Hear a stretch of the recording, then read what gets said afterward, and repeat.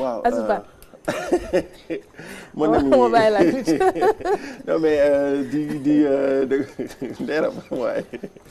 non mais di kontaan ah di ko dalalaat ci plateau mi nga wax bu mu ñëwee ça fait 4 ans maintenant oui. donc wane ne un peu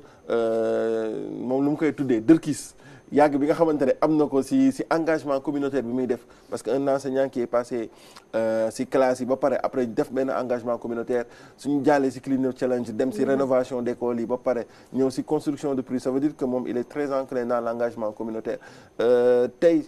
su fekkoon ni Mamadou Diakhaté Ninthé parce que déjà tey sénégalais yu bëri sax xamuñu Ninthé bi fan la jógee su fekkoon da nga doon revenir bi nga dooree bi nga tàmbalee sa engagement communautaire ba léegi ban jàngat nga si am.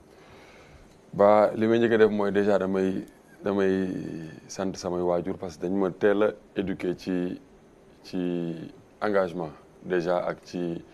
respect des valeurs citoyennes parce que man doomu militaire la donc kii di doomu militaire c'est teel a yeewu bu voisin bi di sang xaram sax tu es obligé nga dem dimbali ko sinon bu la paa bi fekkee ci kër gi gis ni voilà am na ay nit yuy liggéey ci biti te demoo liggéey da ngay am problème.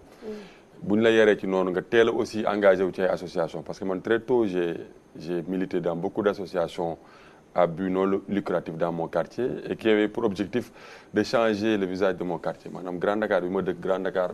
au temps boo ko waxee voilà c'était agression sàcc c'était voilà la drogue c'était la délinquance juvénile donc ñun ñu teel a milité ci genre association yooyu noonu nekk aussi peut-être entre guillemets des identités remarquables parce que leader moom doo ko def sa bopp c'est quelque chose de naturel yàlla moo la koy teg ñu topp suñu engagement ñu demee université jàng am suñuy diplôme ni ñun dañ bëgg jàngale parce que man très tôt dama teel a opté ni man dama bëgg nekk jàngalekat man dama ko teel a opté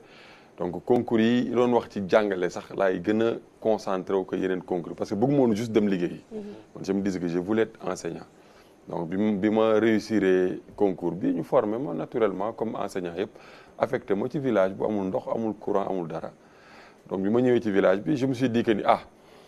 indi nañ ma fi comme enseignant mais dama fi ñëw pour liggéey réew mi parce que man village bi ma nekkoon anecdote pour anecdote xale yi Gambie lañ gënoon jege affecté Gambien bi lañ gënoon am que Sénégalais man ça me faisait mal ñun ma ñëw di jàngal ay xale ñoom Gambie sax la ñuy supporter buy football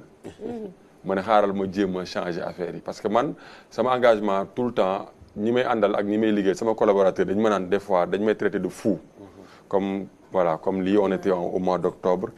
ñu war a traverser village yi nga xam ne ndox bi da ko jëloon j'ai dit on va traverser même en pirogue pour aller scolariser des enfants de 4 ans à 7 ans pour leur permettre d'aller à l'école parce que xale yëpp war am droit xale yëpp war am chance su dem école ci noonu sama engagement j'essaie toujours de changer les choses mais ça absolument rien n'attend en retour man na ma gëm ni réew mi defal na ma lépp je suis né dans un hôpital public je suis allé à l'école publique état bi jox na ma bourse ma jàngi mais man damay poser toujours la question qu'est-ce que je peux faire pour l'état am na nag ñu may attaqué ñu bëri dañu ma doon attaqué il y a longtemps en me disant que tu dois pas faire le job de l'état parce que ñoom dañu jàpp ni ñun engagement bi ñuy def ni tabax classe en remplacement d'un abri provisoire pour permettre à des enfants du Sénégal d'avoir la chance de réussir à l'école c'est faire le job de l'état non ils se trompent donc c'est cette jeunesse qui se trompe pour yi xalaat ni ñun dañuy substituer wu ci état bi bu ñu waree may par exemple ce village ndox pour ñu mën a bay def culture hors saison xale yi bañ a ñëwati Dakar di raxas ay oto ci parking yi ñu toog seen village yi def culture maraîchère ñu évaluer ko xool nan lañ koy defee à grande échelle en changeant ce puits 2 ans pour def ko mini forage donc suñu engagement c'est un engagement boo xam ne day jógee ci zéro dem changer dara mais li si am solo Ndeye Arame mooy li nga xamante ne on sent xam nga ñu ngi jóge si week-end bi nga xamante ne dañ doon def set setal sénégalais yi bu ñu juddoo ba tey ñu ngi set setal et te yaa ngi koy wax sànq pas grand chose à changer mais soo doon def constat mooy que moom su partagé benn action sur réseaux sociaux yi jeunesse yu bëri dañuy ñëw ne ko on t'accompagne bañ na ko ba léegi doon na communauté tey comment est-ce que nga mën a def ba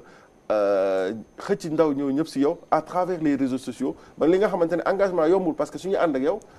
daanaka gëm naa ni doo leen fay dara dañuy ñëw juste pour engager wu et se sentir utile pour le pays. Première activité bi ma def benn bale lañ amoon ñaari soo madaar bi ñu doon utiliser dañ ko leb noonu lépp ci boutique bi. J'étais avec mes 7 meilleurs amis parce que man na ma gis ni booy def engagement wala boo amee projet associatif da ngay jege ñi nga la gën a comprendre parce que man je suis une personnalité peut-être des fois bizarre. foog ma am ay collaborateurs yoo xam dinañ ma comprendre par rapport ak li ma bëgg a liggéey. et si réseaux sociaux yi dama amoon ay abonnés yu bari parce que tout le temps à l'école j'étais très bruyant lu école bi xew la damay bokk ak yooyu. je me suis dit que mais man réseaux sociaux yi comme que am naa ci tuuti baat est-ce que du ma ko reverser ci des choses positives. et j'ai essayé j'ai dit à les personnes qui me suivaient que man dama bëgg defar ay toilettes. est-ce que dama soxla matériel bu yoo xam ne tolloon na ci 650 000 est-ce que mën ngeen cotiser ku nekk 100 francs. ñi ma ko waxoon gëmuñu ma woon booy lii 650 000 100 francs kañ lay mat. au bout de 30 minutes bi ñu ko lancé mu mat c'était du crowdfunding pur et dur ñu dem defar toilettes yi et on a rendu compte sur les réseaux. wan leen factures yi wan leen image avant image après comment on a réalisé ça et c'est parti comme ça. li ma gënoon jafe léegi mu gën ma yomb c'était l'aspect moyen donc soxlawu ma bind entreprise pour wax ko sa RSE jox ma ko parce que commencé wu ma ko woon soxlawu ma bind autorité politique wala administrative pour wax kaay jox ma def donc j'avais une communauté qui me suivait et qui s'identifie à ce que ci li may def ba tey ji boo bëggee defar benn teen nga ñëw ne dama soxla X francs en quelques secondes nit ñi jox la ko nga dem defar ko donc mën nga am rapidité donc c'est ces mécanismes moom laa utilisé mais en mettant en avant des jeunes qui sont plus engagés que moi et qui sont plus ñoom ñoo gën a xam objectifs yi ma bëgg atteindre parce que de tout le temps rek ngay nekk ci kanam di kii à un moment donné ngay démultiplier après lañ jàllee ci RSE. léegi defatuma gros funding bu bari. damay dem ci entreprise bi ne ko sa RSE jox ma ko ma defar ci école defar ci forage defar ci ay toilettes mu am impact.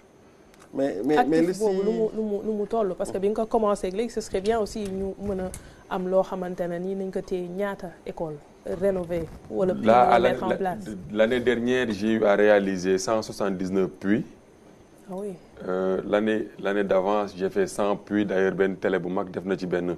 documentaire sur 36 minutes ñu dawal ak fépp ci àdduna bi. L'année dernière j'ai construit 13 classes. j'ai fait 18 blocs de toilettes yoo xam ne yu ci bari inauguré gu ma ko sax dama ko tëj di xaar seen borom ñu jàpp ay date ak yooyu. Chaque week-end quelque part on inaugure un puits. Impact bi c'est on touche plus de 6 000 Sénégalais. Un peu partout au Sénégal. Oui, par mois à peu près ça dépend ci activités yi ñu mettre en place un peu partout au Sénégal. Objectif bi nga amoon bi ngay dem jàng ba ne man dama bëgg a nekk jàngalekat ak tey est-ce que am nga sentiment ne yaa ngi am impact bu positif ci biir communauté bi. waaw man je mesure en termes d'impact bu nit ñi di wut ay am na fooy toll nit ñi dañuy wut ay followers ak visibilité. man utatuma ko man impact bi laay mesurer tey jii su ma waa entre guillemets Grand Dakar waxoon naa leen ñëw tabaxal ay toilettes pour fii damay mesurer impact bi am foofu ak ma dem tabax ko dans une localité qui n'a absolument pas de toilette et qui est très loin même bu dee am naa affect à Grand Dakar. donc man réew mi laay liggéeyal quel que soit fi nga bokk fa ngay militer la nga gëm sa gis-gis soo ma soxlaa damay ñëw. amoo ay tentation. non amu benn tentation. par exemple ñeneen ñi ñëw si yow naa la jàppal si lii xam nga sànq yaa fi tudd politique yi. ak yenn événement yi nga bëgg ko def damay joxe benn jour maire Grand Dakar bu nga ko teree dugg si école bi. waaw damay joxe benn exemple par exemple dans les villages les plus reculés de la Casamance Kagit 1 Kagit 2 et cetera chaque année dañuy dem scolariser seeni doom. pourtant bokk ma foofu. Grand Dakar laa gën a bokk donc aw ma guma pour le moment benn affect politique man li ma gëm mooy drapeau bi. rapproché wuñ la ñëw ne la. aw ma leader c'est que man dans mon vécu de chaque jour mënuma am leader man benn leader la muy drapeau bi vert jaune rouge ak étoile bi moo tax des fois les politiques m'évitent parce que je suis quelqu'un qui n'est pas du tout entre guillemets manipulable wala mënuñu ma defal ay œillères. maanaam li ma gëm mooy que ni autorité politique bu mu mënti nekk wala administrative boo bëggee ñu liggéey dañ koy teg sur la base du patriotisme pur et dur maanaam réew mi lañ koy defal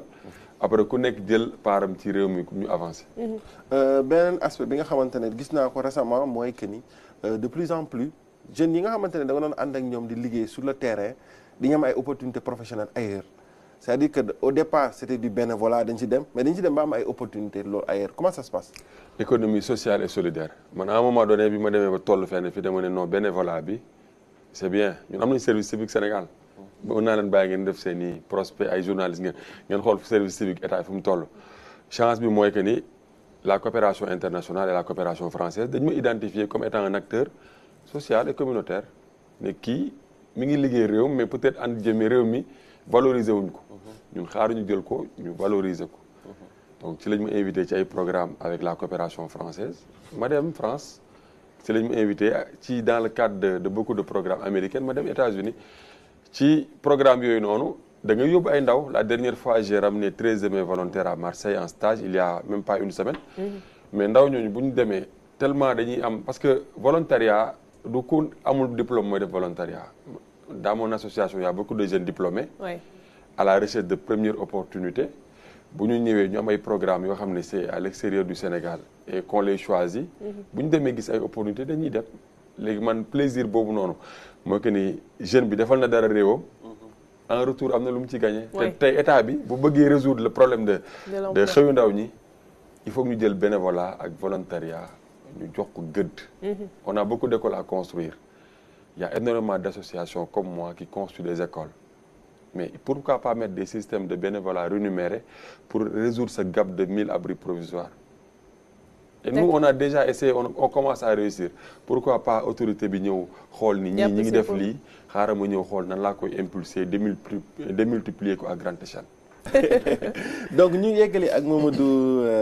Ninthie nga xamante ni dafa war a ñëwaat si ñun si ñaari aspect mooy tey wàllum suñu doon xool wàllum collaboration yi parce que tamit tu peux pas faire tout seul yaa ngi wax sànq crowdfunding nga déparé ba dem si RSE léegi suñu doon wax si collaboration à l'instant tey fan nga si toll. ba bu ñu doon wax ni bu ñu ko doon évaluer jóge naa léegi wala jóge naa ci crowdfunding presque toog ci RSE mais jàll ci coopération internationale parce que déjà am na ay fonds ñu levé des fonds FEF xam ne déjà France moo koy joxe levé nañ ko pour tabax benn centre bu mag bu tudd Épopée ñu ngi ko war a tabax dans la banlieue à Kër Massar exactement qui sera un grand village de réinsertion de rééducation mais surtout d'incubation ci li ñuy def parce que li ñuy def léegi man na ma ne par exemple su ma faatu woon suba amul trace donc foog ñu commencer démultiplier histoire bi ndugul dara foog ñu commencer démultiplier modèle bi moo tax dans le cadre de la coopération française ñu nekk ci benn projet bu tudd Épopée moom nga gis ñu yóbbu xale yi noonu Marseille di leen delloosi di leen yóbbuwaat ñu leen di former ñenn ñi sax dañoo dem ba foofu tubaab bi jël leen ci suñu loxo parce que gis nañ compétence yi ñu am c'est dommage mais tamit je suis très heureux pour ñoom parce que loolu mooy njëriñu engagement maanaam nga am benn gain boo xam ne c'est professionnel au retour après boo defee du don de soi léegi nag ñu ngi ci wàllu coopération en même temps ñu ngi ci RSE mais RSE bi at bi dafa gën a yaatu parce que entreprise yu bari dans le cadre de leur RSE wóolu nañ ñu pour ñu mën a def ay activités yoo xam ne c'est des activités concrètes impactant pour mën a résoudre ay problèmes ponctuels ci wàllu éducation surtout parce que war nañ tabax su ma jumulee plus de 50 classes année bi ak ay entreprises dans le cadre de leur RSE. D'accord tey soo doon xool naka lañ mën a def pour ndaw yi gën a engagé wu dans le bénévolat dans le mouvement associatif sans pour autant xaar si salaire xaar si mbaxtuus xaar si loo xamante ne dañ leen di rémunérer. démb dama def benn tweet di laaj pour lan nit ñi participer massivement ci seetal suñu réew mi. donc réponse yi gën a bari nit ñi taluñu loolu dañu tal lu ñu lekk dañu tal lu ñu naan c'est dire que cette fibre patriotique a tendance à disparaître malheureusement Sénégal tey boo fi def don de soi ñaari mbir ngay dégg soit dañu naan y a quelque chose derrière ou bien il est animé par des ambitions politiques wala ñenn ñi nga xam ne ils sont plus trucs ils vont te dire que ni man damay fay samay impôt du ma def lu état bi war a def alors que c'est pas ça il faut toujours se poser la question lan laa war a mën a defal sama réew surtout ci ay ndaw man pour man il faut éducation militaire bi peut-être man am naa chance am ko wala engagement militaire bi nekk une obligation léegi ñu xam ban sénégalais lañ bëgg yar parce qu'on a un problème de discipline dans ce pays tant que résoudre ñu problème boobu noonu on sera en éternel recommencement parce que duñu xam fan la ñuy taxaw ci niveau engagement bi man am naa engagement wu yeewu samedi taal oto def 600 kilomètres dem liggéey pendant 4 jours pour tabax benn classe mais am na ay jeunes yoo xam ne il me taxe de fou naan grand bi dafa dof yorul nan lay bàyyee liggéeyam wala mu bàyyi week-endam dem di def loo xam ne nguur gi moo ko bien vrai nguur gi moo ko waroon def mais l'État ne peut pas tout faire malheureusement. ministère éducation le ministre m'a appelé au téléphone on a discuté mais je l'ai pas encore revu donc maa ngi xaar mu dellu si. yéen waroon gisee. non pas gisee dafa gis li may def dañ ko yónnee sur son téléphone il a vu il m'a appelé pour me féliciter. Guirassy je le remercie parce que mënoon na ko ci bañ a fekk. Les autres ministres précédents ils me connaissaient malheureusement defaguñu pas bi te ñun principe bi mooy man personnellement je ne cours pas derrière le ministre ou derrière quelqu'un qui a été nommé. Pourquoi? Parce que li may def xaaruma ci loolu. Je fais du don de soi et je fais du don de soi pur et dur. Donc bu ñu may réew mi ne merci j'accepte parce que yeneen réew ñi ngi may valoriser. tey jii dañ may invité fu nekk ci àdduna bi damay dem Quai d'Orsay damay dem fu nekk ci àdduna bi dans le cadre de mon engagement. alors que ñoom réew mi ñoom ñoo ko waroon def. donc bu ñu ma ci woowee pour wax ma merci c'est bon mais tamit bu ñu ñëwee ne ma jàpp si. gis nañ li ngay def nan lañ ko mën def à grande échelle pour mu servir réew mi yëpp ça sera un plaisir. Merci.